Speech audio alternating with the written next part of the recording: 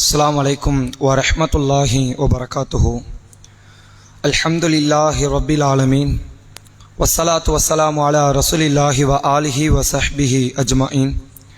கண்ணியத்திற்குரிய எல்லாம் வல்ல அல்லாஹுவின் நல்லடியார்களே, அல்லாஹுடைய பேருதவியால் ரமலான் என்ற இறைவனுடைய அருள் நிரம்பிய அந்த மாதத்தின் இறுதி நாட்களில் நாமெல்லாம் அமர்ந்து கொண்டிருக்கிறோம்.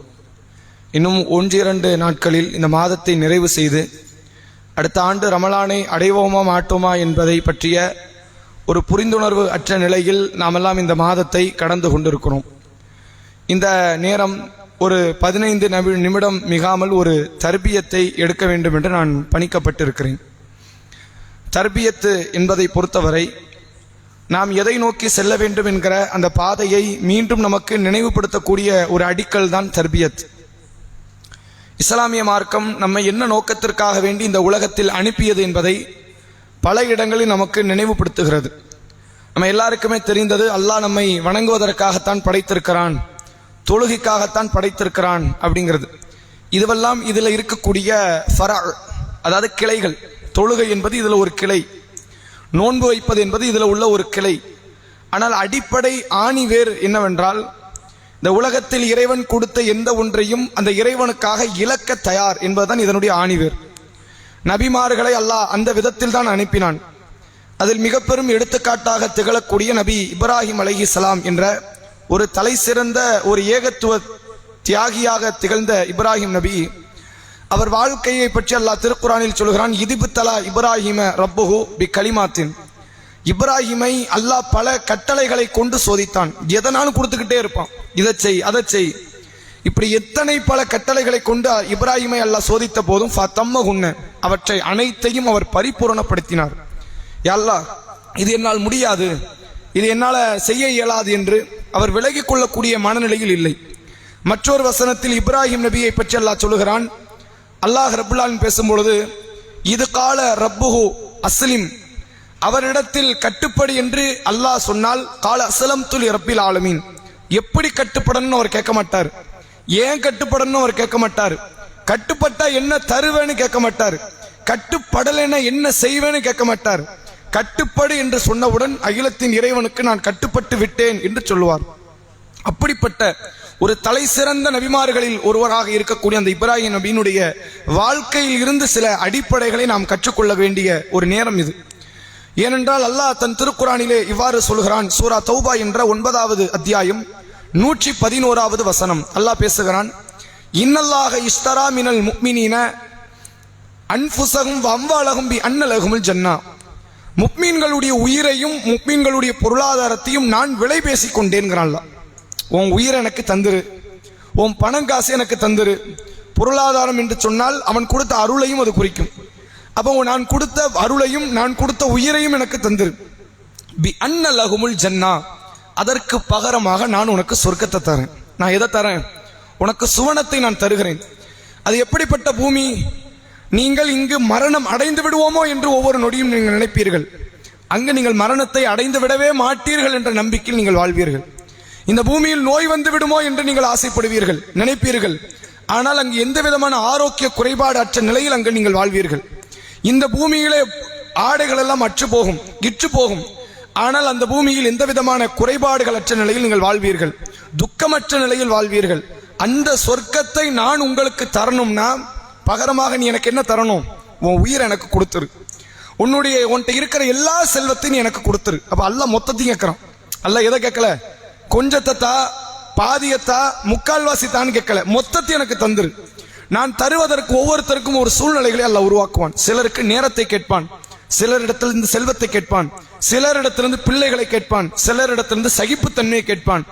அவர்களிடத்திலிருந்து கேட்கப்பட்ட அந்த கேள்விகளுக்கு சரிவர அந்த நேரத்தில் நாம் தியாகம் செய்ய தவறிவிட்டோமே ஆனால் சொர்க்கத்தை விட்டு நாம் தவறிவிடுவோம். அல்லாஹ் ரப்புல் ஆலமீன் திருக்குரானிலே சொல்கிறான். சூரா சஃப் என்ற 61வது அத்தியாயம், யா அய்யுஹல்லதீன ஆமனு, ஈமான் கொண்டோர்களே, ஹல் அதுல்லுக்கும் அலா திஜாரத்தின் துன்ஜீக்கும் மின் அதாபின் அலீம், துன்புறுத்தக்கூடிய ஒரு வேதனை வர இருக்கிறது, அதில் இருந்து உங்களை காப்பாற்றுகிற ஒரு வியாபாரத்தை நான் உங்களுக்கு சொல்லி தரட்டுமா? ஒரு பெரும் வேதனை, அதுல இருந்து உங்களால் தப்பிக்கவே முடியாது. ஆனா நான் ஒரு பிசினஸ் சொல்லி கொடுத்து அதை நீங்கள் செய்தால் நீங்கள் தப்பித்துக் கொள்ளலாம் என்று அல்லாஹ் சொல்லிவிட்டு சொல்கிறான். துக்மினூன பில்லாஹ், அல்லாஹ்வை நீங்கள் நம்புங்கள், ஒ ரசூலுஹி, அவன் தூதரை நீங்கள் நம்புங்கள், ஒ துஜாஹிதூன ஃபீ சபீலில்லாஹி பி அம்வாலிக்கும் வ அன்ஃபுசிக்கும், உங்கள் உயிராலும் உங்கள் செல்வத்தாலும் அல்லாஹ்வுடைய பாதையிலே நீங்கள் போரிடுங்கள் என்று அல்லாஹ் சொல்கிறான். தியாகம் பண்ணுங்கிறான். எல்லாவற்றையும் கொடுப்பதற்காக முன் வாருங்கள். இப்படி முன் வருவதுதான் உண்மையில் ஒரு ஈமான் கொண்டவனுடைய பண்பு என்ற விதத்தில் பேசிவிட்டு அல்லாஹ் சொல்கிறான். யுகாத்திலூன ஃபீ சபீலில்லாஹ், அந்த ஈமான் கொண்டவர்கள் அல்லாஹ்வுடைய பாதையிலே போரிடுவார்கள். ஃபயக்துலூன வ யுக்தலூன், அவர்களும் கொல்லுவார்கள், அவர்கள் கொல்லப்படவும் செய்வார்கள்.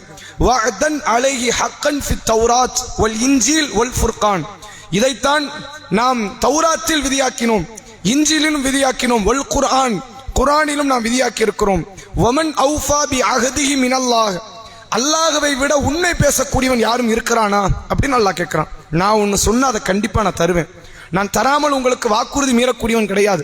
நான் சொல்ற எல்லாத்தையும் எனக்கு கொடுத்துரு, உனக்கு நான் சொர்க்கத்தை தருகிறேன் என்ற இந்த கோரிக்கையை, இந்த வாக்குறுதியை, இந்த அடித்தளத்தை அல்லாஹ் ரப்புல் ஆலமீன் திருக்குர்ஆனிலே ஞாபகப்படுத்துகிறான். ஆனால் நம்முடைய சூழ்நிலைகள் எப்படி இருக்குன்னு கொஞ்சம் நீங்க சிந்திச்சு பாருங்க. ஒரு வியாபாரம் என்று எடுத்துக்கொண்டால் ஹராமை கலக்காத வியாபாரம் கிடையாது. ஒரு குடும்ப சூழ்நிலை, மனைவியோடு, கணவனோடு, பிள்ளைகளோடு, குடும்பத்தாரோடு வாழுகிற நேரம் என்று எடுத்துக்கொண்டால் அதிலெல்லாம் எப்போ வளைஞ்சு நெளிஞ்சு போக முடியாதா? இஸ்லாத்தை விட்டுற முடியாத ஒரு பிறந்தநாள் கொண்டாட்டம், ஒரு மேரேஜ் ஆனிவர்சரி கொண்டாட்டம், அல்லது நம்முடைய வீடுகளில் அந்த வேறு விதமான திருமண நிகழ்வுக்காக வேண்டி ஏற்படுத்துகிற கொண்டாட்டம், எங்கெல்லாம் இஸ்லாத்தை நாம் விட்டுவிட முடியும் என்ற எதிர்பார்ப்போடு தான் நாம் வாழ்ந்து கொண்டிருக்கிறோமே தவிர மார்க்கத்தை கடைபிடிக்கிற மனநிலையில் நாம் இல்லை. அல்லாஹ் திருக்குர்ஆனில் சூரா மாயிதா என்ற 5வது அத்தியாயத்தினுடைய 54வது வசனத்தில் அல்லாஹ் சொல்கிறான். ஒரு அற்புதமான வசனம். நான் பார்த்தவரை திருக்குர்ஆனில் இதற்கு நிகராக இறைவன் ஈமான் கொண்டவர்களுக்கு ஒரு அறிவுரை சொல்லவே முடியாது என்கிற அளவிற்கு ஒரு அற்புதமான ஒரு வார்த்தைகளை கொண்டு அல்லாஹ் சொன்ன ஒரு அற்புதமான ஒரு வார்த்தை. அல்லாஹ் சொல்கிறான், யா அய்யுஹல்லதீன ஆமனு, ஈமான் கொண்டவர்களே, மை யர்தத்த மின்கும் அன் தீனி, உங்களில் யாராவது தங்கள் மார்க்கத்தை விட்டு தடம் புரண்டு விட்டால், ஃபஸௌஃப யஅத்தில்லாஹு பிகௌம், அல்லாஹ் உங்கள் இடத்தில் வேறொரு கூட்டத்தை கொண்டு வருவான். யுஹிப்பூஹும் வ யுஹிப்பூனஹும், அவர்களை அல்லாஹ் நேசிப்பான், அவர்களும் அல்லாஹ்வை நேசிப்பார்கள். அதில்லத்தின் அலல் முஃமினீன் அஇஸ்ஸத்தின் அலல் காஃபிரீன், அவர்கள் ஈமான் கொண்டவர்களிடத்தில் பணிவோடும் இறை மறுப்பாளர்களிடத்தில் தலை நிமிர்ந்தும் அவர்கள் இருப்பார்கள். எந்த ஒரு நேரத்திலும் இஸ்லாத்தை தலைக்குனிவு அவங்க ஏற்படுத்திட மாட்டாங்க. ஆனால் ஈமான் கொண்டவர்களுக்காக எல்லா நேரத்திலும் பணிந்த உள்ளத்தோடு இருப்பார்கள் என்று சொல்லிவிட்டு அல்லாஹ் சொல்கிறான். இவர்கள் லா யகாஃபூன லௌமத்த லாயிம், ஒரு நாளும் பழிப்பவர்களுடைய பழி சொல்லுக்கு அஞ்ச மாட்டார்கள் என்று அல்லாஹ் பேசுகிறான். இந்த அறிவுரை நீங்க பாருங்க. நீங்கள் மார்க்கத்தை விட்டு தடம் புரண்டுட்டா, எனக்கு வட்டி வாங்கித்தான் ஆகணும், ஆடம்பர திருமணம் செய்துதான் ஆகணும், மார்க்கத்தை விட்டுத்தான் ஆகணும், வழிபாட விட்டுத்தான் ஆகணும் என்று மார்க்கத்தை விட்டு நீங்கள் தடம் புரண்டு விட்டால் உங்களை நான் அழித்து விடுவேன், வேறு ஒரு கூட்டத்தை உங்களுக்கு பகரமாக நான் ஆக்குவேன் என்று அல்லாஹ் சொல்லிவிட்டு சொல்கிறான். அந்த கூட்டம் எப்படி இருப்பார்கள் தெரியுமா? என்னை அவர்கள் நேசிப்பார்கள். உண்மையில் இஸ்லாத்தின் அடிப்படை என்ன? ரப்ப நம்ம நேசிக்கணும். அல்லாஹ் அவர்களை நேசிப்பான். நாம் அல்லாஹ்வை நேசிக்க ஆரம்பித்தால் இறைவன் நம்மை நேசிக்க ஆரம்பிப்பான். அப்போதுதான் நாம் ஈமான் கொண்டவர்களிடத்தில் பணிவாகவும் இறை மறுப்பாளர்களிடத்தில் தலை நிமிர்ந்தும் நடக்கக்கூடிய ஒரு சூழ்நிலையை அல்லாஹ் உருவாக்குவான் என்று திருமறை குர்ஆனில் அல்லாஹ் சொல்லிவிட்டு, இது இறைவன் தரக்கூடிய அருள், தான் நாடியவருக்குத்தான் அல்லாஹ் அருளை தருகிறான் என்று அல்லாஹ் பேசுகிறான். எப்படிப்பட்ட ஒரு அருமையான ஒரு வாசகம்! நம்முடைய சூழ்நிலைகளை, வாழ்க்கை திட்டங்களை நீங்கள் கொஞ்சம் கருத்தில் வையுங்கள். நாம மார்க்கத்துக்கு உட்பட்டு நடக்கிறோமா, மார்க்கத்திற்கு நிராகரிப்பாக நம்முடைய வாழ்வை நாம் அமைத்துக் கொள்கிறோமா என்று பாருங்கள். ரசூலுல்லாஹ்வுடைய காலத்துல ஒரு நபி தோழருடைய ஒரு தலை சிறந்த ஒரு தியாகத்தை நான் உங்களுக்கு நினைவுபடுத்துகிறேன். ஒரு முறை பத்ர் யுத்தம் நடந்து முடிகிறது. அந்த யுத்தத்துக்கு ரசூலுல்லாஹ் யாரையும் பெரிய அளவுல வலுக்கட்டாயப்படுத்தி கூப்பிடல. மற்ற யுத்தங்கள் எல்லாம் வராதவர்கள் முனாஃபிக் என்று பட்டம் சூட்டப்பட்டார்கள். வராதவர்கள் இஸ்லாத்தை விட்டு வெளியேறி விட்டார்கள் என்ற அளவிற்கு சொல்லப்பட்டது. பத்ர் யுத்தம் எப்படி? அது யுத்தம்னே அவங்க கன்சிடர் பண்ணல. போனதுக்கு அப்புறம் அல்லாஹ் அது யுத்தமாக மாற்றி விட்டான். அப்ப கிடைச்ச நபித்தோழர்கள்லாம் அழைச்சிட்டு போறாங்க. அந்த யுத்தத்துக்கு யார் வரல? உஸ்மான் பின் அஃபான் ரதியல்லாஹு அவர்கள் கூட அந்த யுத்தத்துக்கு வரல. ரசூலுல்லாஹ் இருந்த ஒரு 300 சொச்ச பேரை அழைச்சிட்டு போறாங்க. அந்த யுத்தம் முடியுது. இறைவன் ஒரு பெரும் வெற்றியை கொடுத்து ஒரு சில நபித்தோழருடைய மரணத்தை வைத்து அல்லாஹ் பெரும் வெற்றியை அல்லாஹ் கொடுத்தான். அல்லாஹ் ரப்புல் ஆலமீன் அந்த யுத்தம் முடிந்த பிறகு ஒரு நபித்தோழர் அனஸ் இப்னு நதர் என்று அழைக்கப்படுகிற நபித்தோழர். இந்த அனஸ் இப்னு நதர் யார் அப்படின்னா, உம்மு சுலைம்னு பலமுறை கேள்விப்பட்டிருக்கோம்ல. அந்த உம்மு சுலைமுடைய முதல் கணவர், 2வது கணவர் அபூ தல்ஹா, தலை சிறந்த தியாகி. அவர் முதல் கணவர் யாருன்னா மாலிக் இப்னு நதர். முதல் கணவர், அவருடைய உடன் பிறந்த தம்பி தான் இந்த அனஸ் பின் நதர். அப்ப அனஸ் இப்னு மாலிக்னு நம்ம சின்ன நபித்தோழரை கேள்விப்பட்டிருக்கிறோமே, அது தன்னுடைய சிறிய தந்தை பேரத்தை இவருக்கு வைக்கப்பட்டிருக்கு. வாப்பா என்ன பண்ணியிருக்காருன்னா தன் தம்பி பேரை தான் இந்த அனஸ் என்று தன் மகனுக்கு வைத்திருக்கிறார். இந்த அனஸ் இப்னு மாலிக், அனஸ் இப்னு நதர் என்பவர் ரசூலாட்ட வரார். பத்ர் யுத்தம் முடிஞ்சோன்னு, அல்லாஹ்வுடைய தூதரே, ஒரு யுத்தம் நடந்ததா நான் கேள்விப்பட்டேன், நானும் இஸ்லாத்தை தான் இருக்கிறேன், நான் வியாபார நிமித்தமாக நான் வெளியே போயிட்டேன், ஒருவேளை நான் இருந்திருந்தா நான் கலந்து கொண்டிருப்பேன் அப்படின்னு சொல்லிட்டு, இதை நீங்க நயவஞ்சகத்தனமான வார்த்தையை நீங்க பார்க்க கூடாது. நான் சொல்லக்கூடிய வார்த்தையில என்னன்னா ஒரு பொய் இருக்கிறது என்று நீங்க நினைக்க கூடாது. அடுத்து ஒரு யுத்தம் நடந்தால் நான் என்ன செய்வேன் என்பதை என்னை படைத்தவன் அறிவான், இதை தவிர உங்கள்கிட்ட வேற எதுவும் நான் சொல்ல விரும்பல அப்படின்னு சொல்லிட்டு போயிட்டாங்க. ஒரு வருஷம் கூட நடக்கல, அதுக்குள்ள அடுத்த யுத்தம் உஹது யுத்தம் நடைபெறுகிறது. உஹது யுத்தம் 1000 நபித்தோழர்கள் இஸ்லாமிய படையிலும் 3000 விரோதிகள் எதிரணியிலும் நிற்கிறார்கள். ஆரம்பத்தில் யுத்தம் நல்ல முறையில் போய் இஸ்லாமிய அணிக்கு ஒரு வெற்றி கிடைப்பதை போன்ற சூழ்நிலை இருக்கும் போதும் ஒரு சில நபித்தோழர்கள் செய்த சிலருடைய தவறு, ரசூலுல்லாஹ்வுடைய அந்த கண்ட்ரோலை மீறி அவங்க நடந்ததுனால ஹாலித் பின் வலீத் எதிரணியில் இருக்கிறார். அவர் கணவாயை மலையை சுற்றி வந்து முஸ்லிம்களை தாக்க ஆரம்பிக்கிறார். 2 பக்கமும் எதிரிகள், நடுவுல முஸ்லிம்கள் மாட்டிக்கொண்டாங்க. எல்லாரும் திணறி தெரித்து ஓடக்கூடிய சூழ்நிலை உருவானது. எந்த அளவிற்கு என்றால் அந்த போர்க்களத்தினுடைய நிலைமை, ரசூலுல்லாஹ் விட்டுட்டு சஹாபாக்கள் போயிட்டாங்க. 2 முஹாஜிர்களும் 7 அன்சாரிகள் மட்டும் தான் ரசூலுல்லாஹ் சுத்தி நின்னாங்க. நபியை காப்பாற்றுவதற்கு அங்க படை இல்லை, எல்லா மக்களும் ஓடிட்டாங்க. யாரெல்லாம் ஓடுனாங்கன்னா பிற்காலத்துல சாத் இப்னு முஆத் என்று அழைக்கப்படுகிற ஒரு தலை சிறந்த ஷஹீத், அவர் பின்னாடி அவர் ஷஹீத் ஆகிறார். ரசூலுல்லாஹ் சொன்னாங்க, இந்த சாத் இப்னு முஆத் இருக்கிறாரு, இவருடைய அந்த கபர்ல வைக்கப்பட்ட பிறகு நெருக்கப்பட்டது, இவருக்கு ரசூலுல்லாஹ் ஒரு ஆடை, உலகத்தில் தலை சிறந்த ஒரு பட்டாடை ஒன்று தரப்பட்டு அந்த பட்டாடை சொல்றாங்க, சாத் இப்னு முஆத் நாளை மறுமையில் சொர்க்கத்தில் பயன்படுத்துகிற கைக்குட்டை இருக்குது, அது இதை விடலாம் சிறந்ததாக இருக்கும். நான் அவ்வளோ பெரிய சொர்க்கத்திற்கு நன்மாராயம் பெற்ற ஒரு நபித்தோழர், அவர் இந்த ஓட்டத்தில் இந்த போர்க்களத்தில் ஓட்டம் எடுக்கிறார். ஏன்னா நிலைமை தலைகீழாக மாறியது. யார் எதிரி யார் முஸ்லீம் என்று தெரியல. முஸ்லிம் மக்களாலேயே ஒரு நபித்தோழர் கொல்லவும் பட்டார் அந்த கூட்டத்துக்குள்ளேயே, அடையாளம் தெரியாமல். அப்படிப்பட்ட அசம்பாவிதம் ஏற்பட்டு பெரும் பெரும் நபித்தோழர்கள் எல்லாம் ஓட்டம் எடுத்த அந்த நேரத்தில் இந்த சாத் பின் முஆதை எதிர்கொள்கிறார் அனஸ் பின் நதர். அந்த நபித்தோழர் முன்னாடி போன போர்க்களத்தில் சொன்னாரு, என்னால கலந்துக்க முடியல, கலந்து கொண்டால் நான் என்ன செய்வேன் என்பதை அல்லாஹ் பார்ப்பான் என்று வாக்குறுதி அளித்தார். அந்த வாக்குறுதியை நிறைவேற்றுகிறார் பாருங்க. அனஸ் இப்னு நதர் போகிறார், சாத் பின் முஆத் போர்க்களத்தை விட்டு பின்னாடி ஓட்டம் எடுக்கிறார். அப்போ சாத் பின் முஆதை பார்க்கிறார், என்ன சாதே என்னாச்சு? சாது சொல்லுகிறார், நிலைமை சூழ்நிலை சரியில்லை, நம்ம போயிட்டு வேறு ஒரு திட்டமிடலோடு வந்தா மட்டும் தான் நம்ம தப்பிக்க முடியும் அப்படிங்கிறார். அப்ப அனஸ் இப்னு நதர் சொல்லுகிறார், இறைவா, சாத் இப்னு முஆத் செய்ததற்கு என்ன நீ குற்றம் பிடிச்சிடாத, நான் அது தப்பு செய்யல, புறமுதுகிட்டு ஓடுவது ஒரு பெரும்பாவம். ஆனா இந்த மாதிரியான சூழ்நிலைகள் வரும் பொழுது தன்னையும் தற்காத்து இந்த இஸ்லாமிய படையை காப்பாற்றுவதற்கு ஒருத்தர் ஓடினா அது புறமுதுகிட்டு ஓடினதா இஸ்லாம் பார்க்கல. ஒரேடியா ஓடுறவன் தான் புறமுதுகிட்டு ஓடுறான்.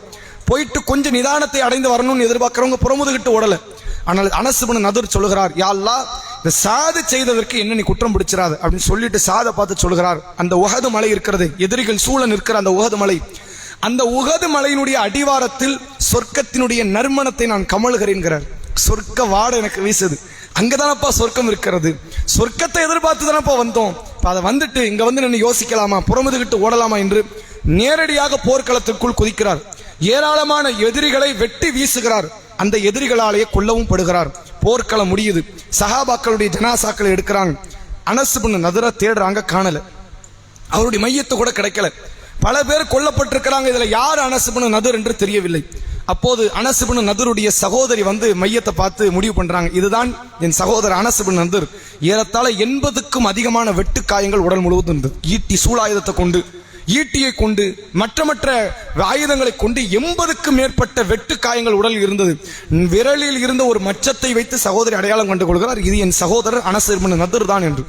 அப்ப ஒரு காலத்தில் ஒரு வாக்குறுதி கொடுத்தார், நாமும் ஒரு காலத்தில் வாக்குறுதி கொடுத்தோம். என்னன்னு, இந்த ஏகத்துவத்திற்கு வரும்போது, தீனை உணரும் போது, அதை சுவைக்கும் போது என்ன நினைச்சோம்? யா அல்லாஹ், உனக்காக வாழ போறோம், உனக்காக எதையும் செய்வோம், உனக்காக எப்படிப்பட்ட அர்ப்பணிப்பையும் செய்வோம் என்ற மனநிலையில் இஸ்லாத்துக்குள்ள வந்துட்டு நாம் என்ன செய்கிறோம்? வாக்குறுதி மீறுகிறோம். ஆனால் முன்பு சொன்ன அந்த வாக்குறுதியை உண்மைப்படுத்தக்கூடிய இடத்தில் யார் இருந்தார்? இந்த அனஸ் இப்னு நதர் ரதியல்லாஹு அவர்கள் இருந்தார்கள் என்பதை பார்க்க முடியாது. எவ்வளவு பெரிய துன்பம் மரணிக்கின்ற நேரத்தில், அந்த துன்பத்தில் கூட அல்லாஹ்வுடைய ரசூலுக்கு நாம் கொடுத்த வாக்குறுதிக்கு மாறு செய்து விடக்கூடாது. போன போர்க்களத்தில் விட்டதை நான் இந்த போர்க்களத்தில் பெற்றாக வேண்டும் என்று ஒரு மனநிலை.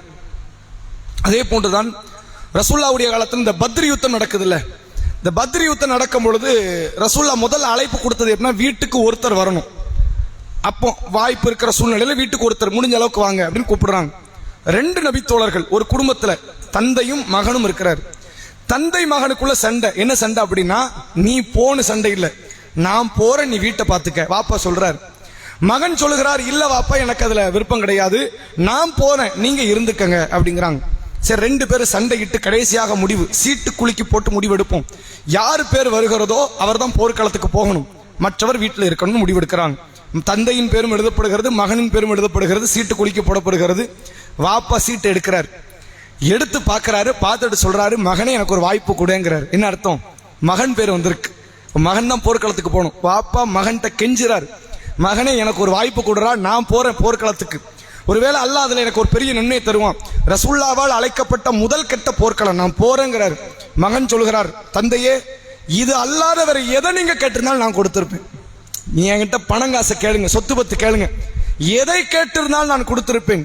அல்லாஹ்வுடைய முஹப்பத்தை பெறக்கூடிய ஒரு வாய்ப்பை எனக்கு கிடைச்சி அதை நீங்க கேட்டீங்கன்னா ஒரு காலத்தையும் நான் கொடுக்க மாட்டேன். இது என்ன பாடத்தை கற்றுத் தருகிறது? நன்மைக்காக வேண்டி யாருக்கும் நம்ம விட்டு கொடுக்கிற மனநிலை வரக்கூடாது. ஒரு பெரும் பாடத்தை, படிப்பினையை, எப்படிப்பட்ட பிரச்சனைகள் வரக்கூடிய சூழ்நிலையிலும் சரி இஸ்லாத்தை கைவிட்டு விடக்கூடாது என்பதற்கான ஒரு பாடத்தை கற்றுத் தருகிறது. அதே போன்று இன்னொரு நபித்தோழருடைய வாழ்வை மட்டும் சொல்லி உங்களுக்கு நிறைவு செய்கிறேன். ரசூலுல்லாஹ்வுடைய காலத்துல ஒரு குறிப்பிட்ட காலம் கழிஞ்சு போர்க்களங்கள் எல்லாம் நிறைவு பெறுகிற நேரம் வருது. அப்போதுதான் ரோமபுரி அரசுக்கும் ரசூலுல்லாஹ்வுக்கும் மத்தியில் முதல் கட்ட தீ பற்ற வைக்கப்படுது. இந்த பற்ற வைக்கப்பட்ட நெருப்பு எங்க உடையுது? உமர் ரலியல்லாஹு அன்ஹு ஆட்சி காலத்தில் ரோமபுரி சாம்ராஜ்யமே அழிஞ்சு இஸ்லாமிய கண்ட்ரோலுக்குள்ள ரோமபுரி பேரரசு வருது. ஆனால் முதல் நெருப்பு எங்க எரியுது? ரசூலுல்லாஹ்வுக்கும் ரோமபுரி பேரரசுக்கும். அப்ப அவங்களால சில சித்திரவதைகள், சில கஷ்டங்கள் முஸ்லிம் சமுதாயத்திற்கு. ரசூலுல்லாஹ் என்ன பண்றாங்க? ஒரு 3000 நபித்தோழர்களை தேர்வு செய்யறாங்க.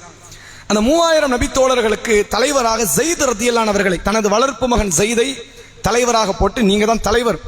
ஒருவேளை ஸைதே நீங்கள் கொல்லப்பட்டு விட்டால் அடுத்து யார்? அப்துல்லா இப்னு ரவாஹா அவர் அடுத்த தலைவராக, அமீராக அவர் மாறுவார். ஒருவேளை அப்துல்லா இப்னு ரவாஹாவும் கொல்லப்பட்டு விட்டார், அடுத்த தளபதியாக ஜாஃபர் இப்னு அபி தாலிப், என்னுடைய நெருங்கிய சகோதரர் ஜாஃபர், அலியுடைய சகோதரர், கூட பிறந்த அண்ணன், அந்த ஜாஃபர் அடுத்த தளபதியாக இருப்பார் என்று சொல்லி 3000 நபித்தோழர்களை ரசூலுல்லாஹ் அனுப்பி வைக்கிறாங்க. இந்த 3000 பேர் வரும்போது என்ன மனநிலை? எதிரி ஒரு 5000 பேர் இருப்பான், ஒரு 6000 பேர் இருப்பான், பார்த்துக்கலாங்கிற மைண்ட் செட்ல எல்லாரும் போறாங்க. போகிற வழியிலே தூதுத்துவத்தின் மூலமாக கிடைச்ச பதில் என்ன தெரியுமா? ரோமபுரி பேரரசர்கள்ட்ட 2 லட்சம் போர் வீரர்கள் இருக்கிறாங்க. எத்தனை பேர்? 2 லட்சம் பேர். இங்க 3000 பேர். கணக்கு போட்ட ஒரு நபர் 20 பேரை வெட்டி சாய்க்கணும்.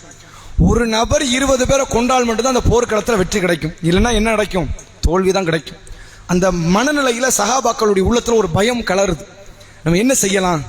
எக்ஸ்ட்ரா ஃபோர்ஸ் ரசூலோட கேட்போமா, இல்லைன்னா மறுபடியும் போயிட்டு வேற ஒரு தனி திட்டம் போட்டுட்டு வருவோமா, போர்க்களத்துக்கு போவோமா வேண்டாமா? இதுதான் சஹாபாக்கள்கிட்ட அப்போ நடந்த ஒரு பேச்சுவார்த்தை. 3000 நபித்தோழர்கள்ட்ட விடவடத்துட்டாங்க. ஆனா நம்ம எதிர்பார்த்தது ஒரு 3000, 6000 பேர் இருப்பான், 10,000 பேர். 10,000 பிரச்சனை இல்லையே, ஒரு நபர் 3 பேருக்கு விதமாக எதிரிகளால் தாக்கப்படுவோம் ஆயிரும். 2 லட்சம் பேர் எங்க இருக்கு, 3000 எங்க இருக்கு? நம்ம போனமாவது ஊடு போய் சேருமா? மையத்தையாவது விட்டு வைப்பானா? அவ்வளவு பெரிய ஒரு அசம்பாவிதம். இஸ்லாம் சந்திச்ச ரசூலுல்லாஹ் காலத்துல மிக பெரும் எதிரிகளை சந்தித்த ஒரு கூட்டம் மொத்த போர்க்களம்.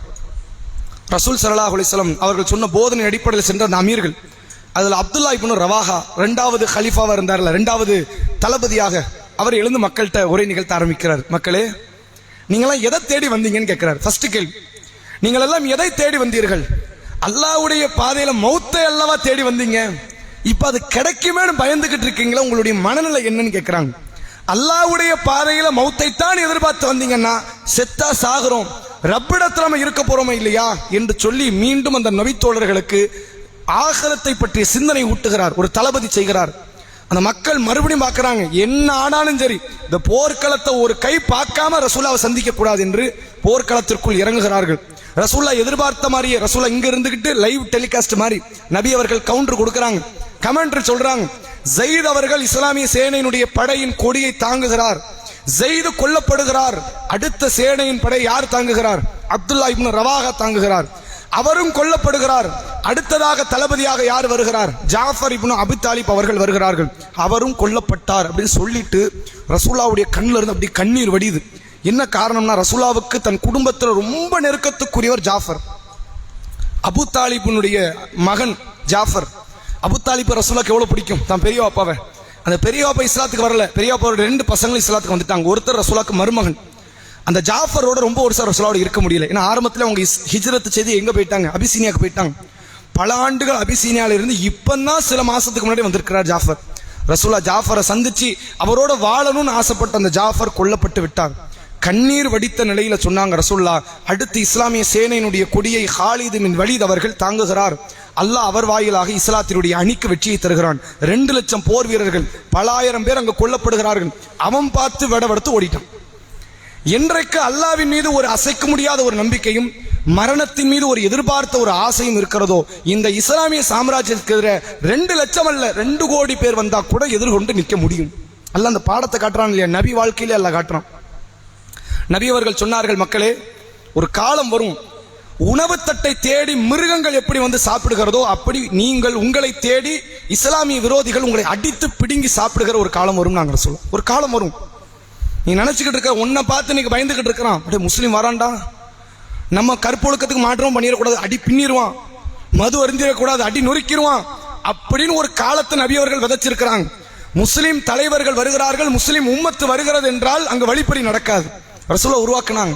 அதி என்ற ஒரு நபித்தோழர் ரசூல்லாவுடைய அந்த மக்கா காலத்துல கேட்கிறார், மதீனாவில் ஆரம்பத்தில் கேட்கிறார், அல்லாஹ்வுடைய தூதரை, வழிப்பறி நிறைய நடக்குது, அதியே உனக்கு தெரியுமா? ஒரு காலம் நடக்கும், ஹதர மௌத்தில் இருந்து காபத்துல்லாவுக்கு ஹஜ்ஜி செய்ய ஒரு பெண்மணி தன்னந்தனியாக ஒட்டகத்திலே வருவாள். அப்படி வரும்பொழுது, வழியில் வரும்பொழுது ஓனாய்க்கும் அல்லாவுக்கும் தவிர வேறு யாருக்கும் அவள் பயப்பட மாட்டாள். அல்லாவுக்கு பயப்படுவா, எப்போதுக்கு பயம் இருக்கணும்ல. வழியில வரும்போது ஓனாய் இதுவும் பண்ணிருமோன்னு பயம் இருக்குமே தவிர யாருக்கும் பயப்படாத ஒரு காலம் வரும். முஸ்லிம் சாம்ராஜ்யம் அதை உருவாக்கும். நாங்கள் சொல்ல அப்படி ஒரு பயத்தை மக்கள் மத்தியில விதைத்து தீமைகளை கருவறுத்த அந்த சமூகம் ஒரு காலத்தில் என்ன ஆகும்? எதிரிகள் உணவு தட்டை தேடி வருகிற மிருகத்தை போன்று வந்து உங்களை அடித்து பிடுங்குவார்கள். நாங்கள் சொல்ல சஹாபாக்கள் கேட்கிறாங்க, அல்லாஹ்வுடைய தூதரே, அந்த காலத்துல நாங்க மைனாரிட்டியா இருப்போமோ, கம்மியான மக்கள் தொகையான்? உண்மையிலே எந்த காலத்தை மைனாரிட்டி? ரசூலா காலத்து தான் மைனாரிட்டி. மொத்த உலகம் குஃபார். ரசூலா உருவாக்கின வெறும் சில ஆயிரம் பேர் தான் ஈமான் கொண்டவர்கள். ரசூலா காலம் தானே மைனாரிட்டி. ரசூலா சொல்றாங்க, அன்றைய காலத்தில் நீங்கள் தான் மெஜாரிட்டியா இருப்பீங்க, நீங்கள் தான் பெரும் கூட்டம், உங்களை யாரும் அசைக்க முடியாதுங்கிற அளவிற்கு கூட்டத்தில் நீங்கள் இருப்பீர்கள். ஆனால் வெள்ளத்தில் அடித்து செல்லக்கூடிய சருகுகளாக மாறிவிடுவீர்கள். பாருங்க, மரத்திலிருந்து இலையுதிர் காலம் வருமா? மொத்த இலையும் கீழே கிடக்கும். மொத்த இலை இருக்கிறதுனால அதுக்கு ஏதாவது வெயிட் இருக்குதா? அது பசுமையாக இருக்கும் போதாவது கொஞ்சம் வெயிட் இருக்கும். காஞ்சிருச்சு நீங்க ஒரு காத்து தான் அடிக்கும், மொத்தத்தை தூக்கி அடுத்த தெருல போட்டு. இவ்வளவு இருக்குதுங்கிறது முக்கியம் கிடையாது, அத்தனையும் குப்பை. அது மாதிரியான ஒரு காலம் வரும், வெள்ளத்தில் அடித்து செல்லப்படக்கூடிய சருகுகளாக நீங்கள் மாறிவிடுவீர்கள் அப்படின்னாங்க. சொல்லிட்டு சொன்னாங்க, உங்கள் உள்ளத்தில் வகன் அந்த நேரத்தில் குடியேறிவிடும். அந்த முஸ்லிம் சமூகத்தினுடைய உள்ளத்தில் என்ன குடியேறிவிடும்? வகன் குடியேறிவிடும். நாங்க சஹாபாக்கள் கேட்டாங்க, அல்லாஹ்வுடைய தூதரே, வமல் வகன், வகன்னா என்ன? அதை பத்தி கொஞ்சம் தெளிவுபடுத்துங்க. நாங்க மரணத்தை கண்ட ஒரு பயம் உங்கள் உள்ளத்துல வரும், உலகத்தின் மீது ஒரு அசைக்க முடியாத ஒரு ஆசை உங்கள் உள்ளத்தில் வரும். அப்படி வந்து விட்டதென்றால், வகன் வந்து விட்டதென்றால் நீங்கள் பெரும் கூட்டமாகவே இருந்தாலும் சரி, இந்த இஸ்லாமிய உம்மத்திற்கு வெற்றியே கிடையாதுன்னு சொல்ல. வெற்றி கிடைக்காது. நீ இன்னும் அடிபட்டுக்கிட்டே இருப்ப, இன்னும் அவனால பெருமளவுல சித்திரவதைகள் சீரழிவுக்கு நீ ஆளாய் கொண்டே இருப்பாய். உன்னால ஜெயிக்க முடியாதுன்னு சொல்ல. நாம் இன்றைக்கு கற்றுக்கொள்ள வேண்டிய ஒரு அடிப்படை பாடம், மௌத்துக்கு ஆசைப்படுங்க. ஆசைப்படுங்கன்னா எப்படி? நாளைக்கே இறந்துடணும் அப்படி கிடையாது. எல்லாம் எப்போ மௌத்து கொடுத்தாலும் நான் ரெடிங்கிற மனநிலைக்கு வந்துடும். எப்பனாலும் நீ மௌத்த உடனே கொடுக்குறியா? நான் தயார். நாளைக்கு கொடுக்குறியா? நான் தயார். எனக்கு 1000 கமிட்மெண்ட்ஸ் இருக்குது.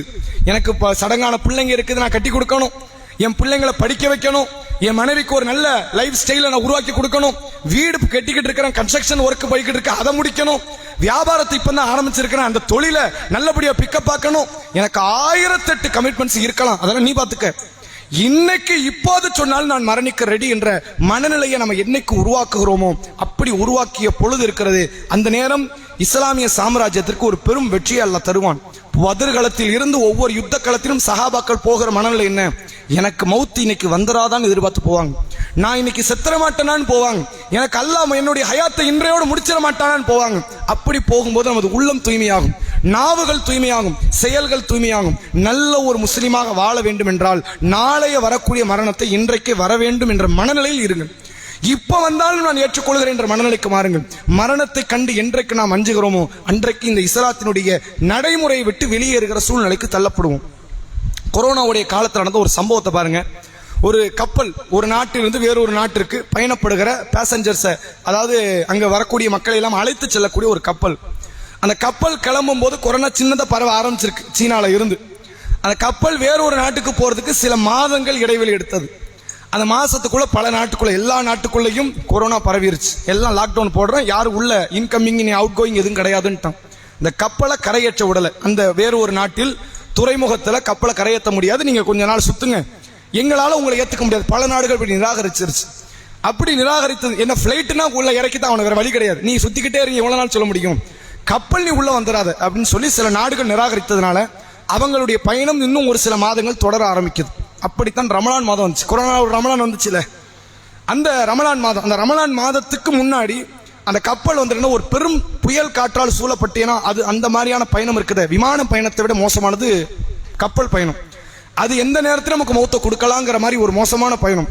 அந்த பயணத்தில் ஒரு பெரும் புயலால் அந்த கப்பல் ஒரு பெரும் பாதிப்பை அடையும் பொழுது மக்கள் எல்லாம் கதற ஆரம்பித்து அழ ஆரம்பித்து தங்களுடைய கடவுளை கூப்பிடுறாங்க. அங்கே கிறிஸ்துவ மக்கள் அதிகம், முஸ்லீம் மக்கள் சொற்பம். இப்போ எல்லாரும் தங்க கடவுளை கூப்பிடுறாங்க, தேவனே உன்னை வந்து பார்க்க போறோம், காலம் முடிஞ்சிருச்சு, எனக்கு எவ்வளோ கமிட்மெண்ட்ஸ், மனைவியை பார்க்க முடியல, பிள்ளையை பார்க்க முடியல, ஆச்சா போச்சான்னு கத்துறாங்க. ஒரே ஒரு முஸ்லீம் மட்டும் அந்த கப்பலுக்குள்ள ஹாயா இருக்கிறான். அவனுக்கு புயல் காட்சி எப்படி தெரியுது, அதெல்லாம் ஒரு விஷயமா, வந்தா வந்துட்டு போகுது, நாளைக்கும் ஜாவத்தான் போறேன், இன்னைக்கும் ஜாவத்தான் போறேன், இப்படி இருக்கிறான். அவனுக்கு அது ஒரு விஷயமாவே தெரியல. அந்த கப்பலுடைய மாலுமி கேட்கிறார் அவர்கிட்ட, உனக்கு என்ன விஷயம், எல்லாரும் பயப்படுற, நீ பயப்படல, நீ என்ன தற்கொலை பண்ற கேஸா? அந்த தற்கொலை பண்ற கேஸ் பயப்பட மாட்டான், நல்லதா போச்சு, நம்மளே சாவலாம் நினைச்சோம், கூட ஒரு 40 பேர் சேர்த்து கூட்டு போறோம் அப்படின்னு ஒரு எண்ணம் இருக்கும். நீ அந்த மாதிரி ஒரு கேஸா, என்ன மனநில, சாக போறன்னு உனக்கு தெரியுதா இல்லையா அப்படின்னு கேட்கும்போது, அப்போது அந்த சகோதரர் சொல்கிறார், மரணம் என்பது உலக பார்வையில் வாழ்க்கையினுடைய இறுதி, இஸ்லாமியருடைய பார்வையில் 2வது கட்ட வாழ்க்கையினுடைய தொடர்ச்சி. நான் அடுத்த வாழ்க்கைக்கு போக போறேன்னு தவிர நான் ஏன் வருத்தப்படணும்னு கேட்டார்.